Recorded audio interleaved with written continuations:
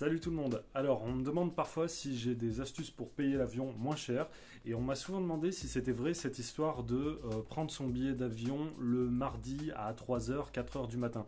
Donc j'en ai souvent entendu parler, je me dis c'est quoi? C'est une légende urbaine? Est-ce que c'est vraiment vrai? Et ça m'a tellement intrigué que je me suis dit que j'allais vérifier moi-même. Donc là, je vais vous montrer, regardez sur mon ordinateur. Donc là, comme vous pouvez le voir, je me suis préparé une liste d'une vingtaine de trajets en avion que je vais tous rechercher aux mêmes dates pour comparer des pommes avec des pommes, hein, que ce soit bien précis. On a des trajets qui sont très hétéroclites, qui vont couvrir pas mal de compagnies différentes. Il y aura des low cost, des pas low cost, il y aura des Air France, des British Airways, tout ce que vous voulez. Et nous sommes le lundi 24 octobre, il est 20h34 et je vais chercher ça maintenant. Et ensuite je me réveillerai à 3h du matin, donc mardi à 3h du matin, rien que pour vos beaux yeux, pour vérifier si tout ça c'est vrai ou alors si c'est juste un gros mythe, si c'est du flan. Donc on va voir ça maintenant, on va commencer gentiment par un Paris-Toulouse, le classique. Comme il s'agit de trouver le moins cher, je vais toujours sélectionner le moins cher, même si c'est un vol qui prend longtemps.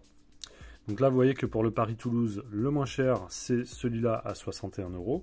Je vais quand même vérifier sur le site d'EasyJet si c'est vraiment vrai, si le tarif est toujours disponible parce qu'on ne sait jamais.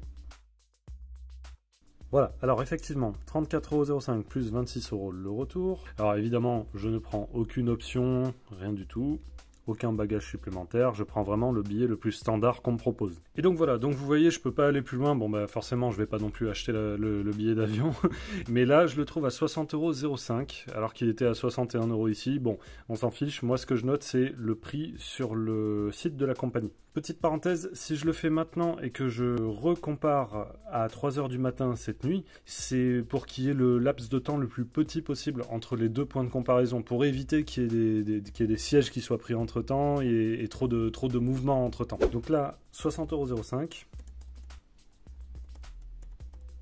je le note ici et je vais faire pareil avec tous les autres vols.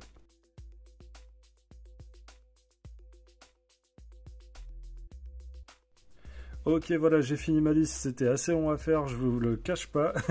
Et il y a des trajets que j'ai un petit peu modifiés parce que parfois c'était soit trop compliqué, soit impossible, donc voilà. Mais voilà, j'ai ma liste de trajets et puis maintenant je vais aller me coucher bientôt et je me réveillerai en plein milieu de la nuit pour voir si c'est toujours les mêmes prix. Allez, à tout à l'heure. 4 hours later.